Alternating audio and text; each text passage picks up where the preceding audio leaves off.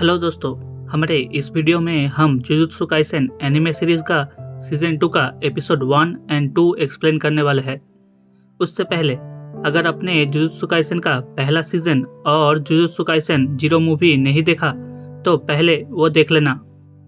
और दोस्तों, पहली बार इतना लंबा वीडियो बनाया है तो काफ़ी सारे गलतियाँ हुई है। प्लीज़ थोड़ी पेशेंस के साथ वीडियो को एंड तक देखना और लाइक करके थोड़ी सपोर्ट कर देना। और हाँ, ये एक एक्सप्लेन वीडियो है तो इसमें स्टोरी को लेकर स्पॉयलर्स होंगे। So with this spoilers alert, let's jump into the main video. ये स्टोरी शुरू होता है पास्ट से, जिस समय गोजो बस जुजुत्सु हाई का एक सेकेंड ईयर का स्टूडेंट था। स्टोरी के शुरू में हम गेतो को एक सुनसान टनल में देखते हैं, जहाँ पर वो एक कर्स स्पिरिट को एक्सरसाइज करके उसका एनर्जी को ट्रैप करके उसको कंज्यूम कर लेता है, जैसा कि हमने इससे पहले भी जुजुत्सु काइसेन जीरो मूवी में देखा था। जिसके बाद हम मेई और यूरी को देखते हैं, जिनको हमने पिछले सीजन में भी देखा था। इन दोनों को एक कर्स्ड मेंशन को इन्वेस्टिगेट करने के लिए भेजा जाता है, जो मेंशन एक बिजनेसमैन का था, जिसकी फैमिली बिजनेस में लॉस के चलते और उधारी के चलते सुसाइड कर लेता है। जिसके बाद से अफवाह उड़ने लगता है कि ये महल भूतिया है।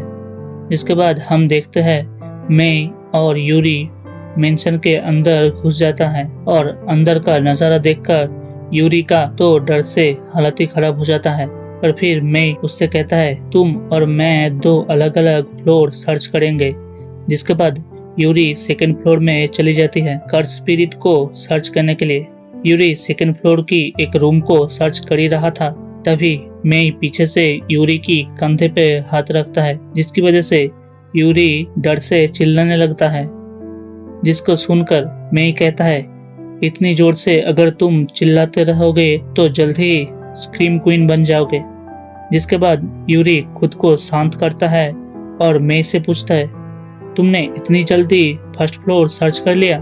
मई कहता है, हम अभी भी फर्स्ट फ्लोर में ही हैं। मैं इस जगह को 3 बार घूम चुका हूँ। जिसके बाद इन लोगों को पता लगता है कि ये सब कुछ मेंशन का कर्स्ड एनर्जी का ही किया धरा है, जिसकी वजह से मेंशन का कॉरिडोर एक इनफाइनाइट लूप की तरह बन चुका है।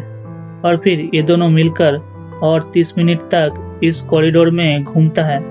जिसके बाद यूरी कहता है, मुझे पहले लगा था कि ये एक सर्कुलर लूप है, पर अब ऐसा लग रहा है कि ये एक लिनियर लूप है, जिसकी आगे का पोर्शन हम लोगों के आगे बढ़ने के साथ साथ क्रिएट होता है और पीछे की पोर्शन गायब होता रहता है। अब अगर हम दोनों साथ में दौड़ने लगेंगे तो फिर कर्स्ट को ये सब कुछ चेंज करने का टाइम ही नहीं मिलेगा और ये कर्स्ट ब्रेक हो जाएगा। जिसको सुनने के बाद मैं कहता है, बहुत बढ़िया, इसके लिए तुम्हें 90 पॉइंट मिलता है। यूरी कहता है, क्या? और 10 पॉइंट किधर गया? जिसके बाद मई कहता है, तुम्हें नहीं लगता अगर हम एक साथ दौड़ने की जगह दोनों अलग अलग डायरेक्शन में दौड़ेंगे तो एक कर्स जल्दी ब्रेक होगा? जिसको सुनकर यूरी कहता है, अरे हाँ, ये तो मैंने सोचा ही नहीं। जिसके बाद ये दोनों ऑपोजिट साइड में दौड़ने लगता है और जल्द ही कर्स के साथ साथ ये मेंशन भी डिस्ट्रॉय हो जाता है। जिसके बाद हम वहां पर गोजो को देखते हैं, जो यूरी की मजाक उड़ाते हुए उससे पूछता है, हे यूरी, तुम ठीक तो हो?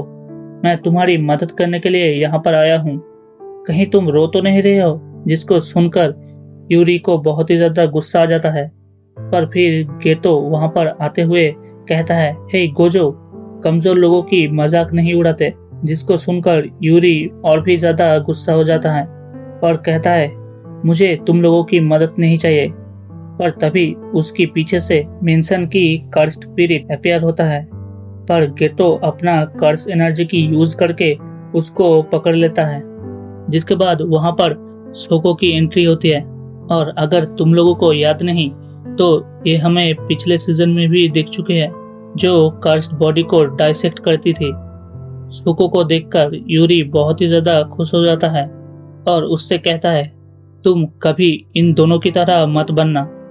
जिसके बाद ये सारे मिलकर जुजुत्सु हाई में वापस आ जाता है जहाँ पर जुजुत्सु हाई का टीचर यागा इन तीनों से बोलता है, मिशन में कुछ रूल मेंटेन करके चलना पड़ता है, पर कुछ लोग हैं जिनको रूल से कुछ घंटा फर्क नहीं पड़ता।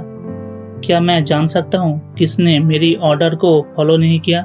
इसी बात पे गेतो और सोको गोजो की तरफ इशारा कर देता है। फिर गोजो कहता है, अब ये सब कुछ छोड़ भी दो मास्टर जी। तभी यागा गोजो की सर पर एक घूसा मार देता है।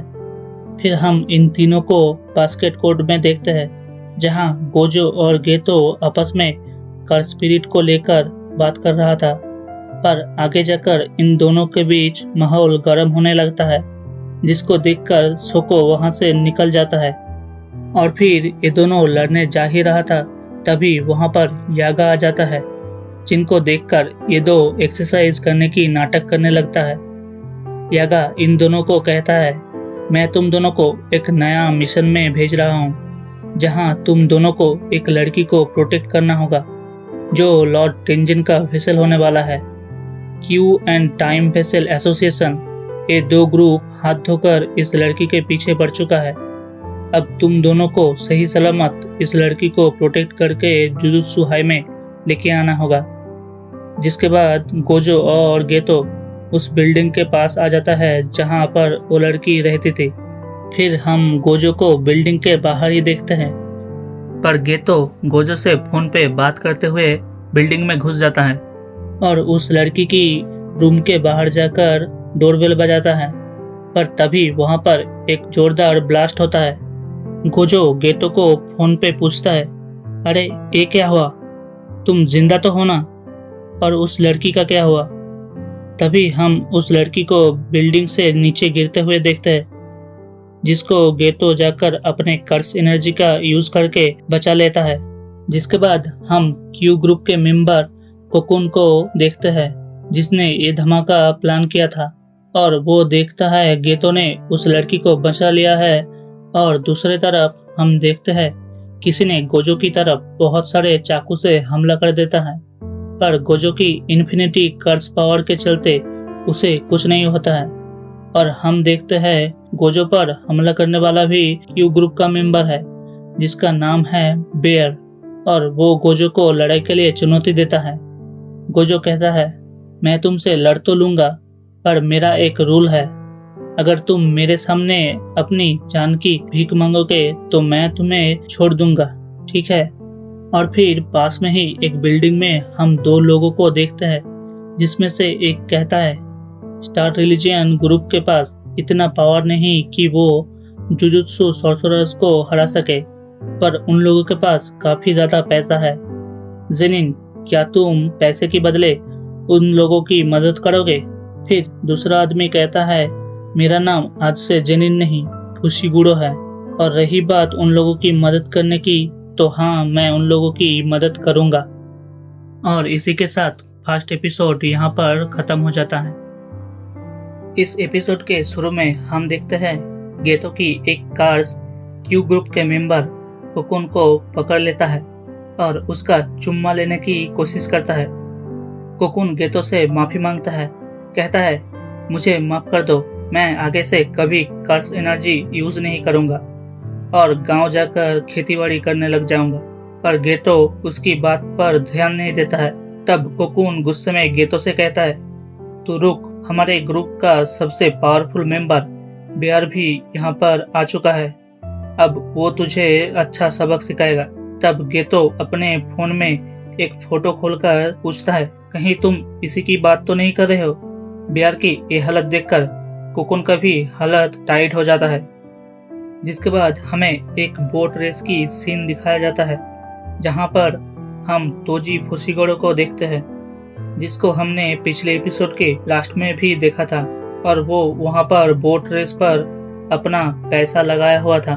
तभी वहां पर हम उस दूसरे आदमी को भी देखते हैं, जिसने पिछले एपिसोड में तोजी को कॉन्ट्रैक्ट दिया था रिको को मारने के लिए। रिको वही लड़की जो टेंजिन का वेसल होने वाला है।